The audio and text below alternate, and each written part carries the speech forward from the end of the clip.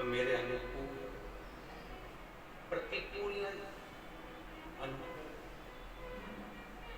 एक पति की पत्नी अनुकूल नहीं थी, प्रतिकूल। पति उससे कहता था आलू की सब्जी बना ले, वो बैंगन की बना दी। पति उससे कहता है तू पीली साड़ी पहनना, वो नीली पहन।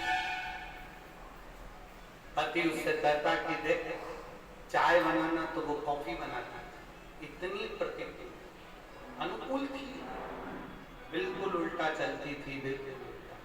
एक दिन पति को बड़ा दुख हुआ और पति ने अपने गुरुजी से कहा, गुरुदेव 16 श्राद्ध का समय आ रहा है, श्राद्ध पक्ष आ रहा है, गुरुदेव मेरे पिताजी का श्राद्ध आ रहा है। मैं अपनी पत्नी को बोलता हूँ पर वो श्राद्ध नहीं करने देती है क्योंकि उल्टा चलती है, मैं क्या करूँ? गुरुजी ने कहा एक काम कर, अभी तक वो उल्टा चलती थी, अब की बार तू उल्टा चल। उसने कहा गुरुजी उल्टा कैसे चलूं? तो वो तुरंत गुरुजी ने कहा कि एक काम कर, तू ऐसा कर कि आज घर जाकर बोलना अपनी पत्नी से, सुनो पिताजी का श्राद्ध है पर अपन श्राद्ध नहीं करेंगे। अभी तक बोलती थी करेंगे, अब बोलना नहीं करेंगे। उसने कहा ठीक है, ऐसा बोल दूंगा। और उसने जाकर तुरंत कहा सुनो पिताजी का श्राद्ध है, अपन नहीं करेंगे। पत्नी तुरंत चिल्ला के बोली क्यों नहीं करेंगे? तुम्हारा बाप, तुम्हारा पिता और तुम्हें उनका श्राद्ध नहीं कर रहे, जरूर करेंगे। अब पति ने मन में सोचा गुरुजी तो गुरुजी है, कितना बड़ा ज्ञान दे दिया, कितना बड़ा। और गुरुजी ने कहा था जो जो तुझे करवाना है उसके लिए उल्टा चलना। इतने में इसने कहा सुनो श्राद्ध करेंगे तुम कह रही हो तो, पर पंडित को भोजन नहीं कराएंगे। इतने में पत्नी जूड़ा बांधती बोली क्यों नहीं कराएंगे? इतनी सारी प्रॉपर्टी को छाती पे बांध के ले जाओगे, 100 बामन को जिमाएंगे, जा। पति ने सोचा आज तक एक नहीं जिमाया और आज 100 बामन जिमा लेंगे। पति ने कहा ब्राह्मण को जिमा देंगे तेरे कहने पर दक्षिणा नहीं देंगे। कैसे नहीं दोगे? सबको सोने की अंगूठी देंगे। पति बड़ा प्रसन्न। अब पंडित जी आ गए, श्राद्ध करने लगे, पिंडदान बनाया, पिंड करवाया।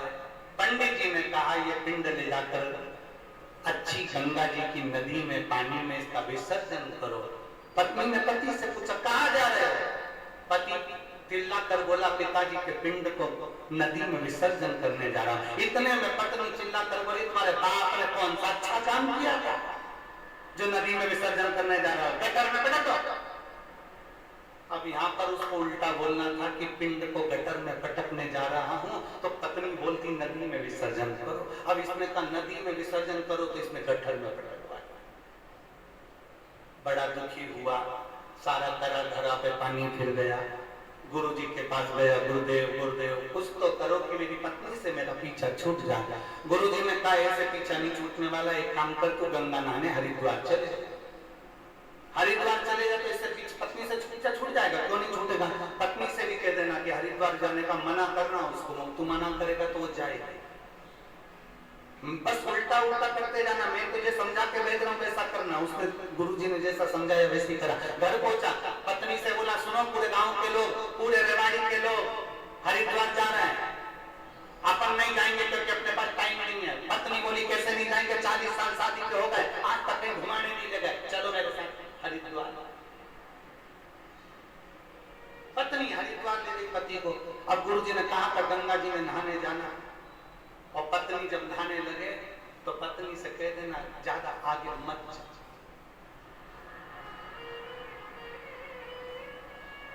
बस इतना देना। और पत्नी जैसी गंगा जी में उतरी और पति ने चिल्ला कर कहा आगे मत जाना। पत्नी बोली जाऊंगी, जा। और जो आगे गई और पानी में बह गई। इसने जेब में से नारियल निकाला, गंगा मैया ले जा, गंगा मैया ले जा, गंगा मैया ले जा। इतने में गुरुजी भी समझदार थे। गुरुजी को मालूम है कि पत्नी बहुत तेज है, गंगा जी में चेन पड़ी रहती है, चेन को पकड़ लेगी, और पत्नी ने चेन पकड़ ली। अब इसने नारियल वापिस जेब में रख दिया तो बच गई। और गुरुजी की वचन याद आ गया, जब चेन पकड़ ले तो चिल्ला कर कहना जम ले पकड़।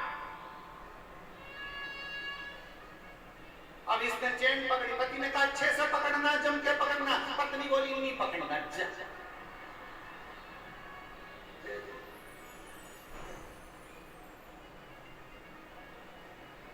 हरिद्वार में पड़ी, बंगाल में नहीं। कई दिन की ऐसा हो, उल्टी चलती है। तो यहाँ शास्त्र कह रहा है कि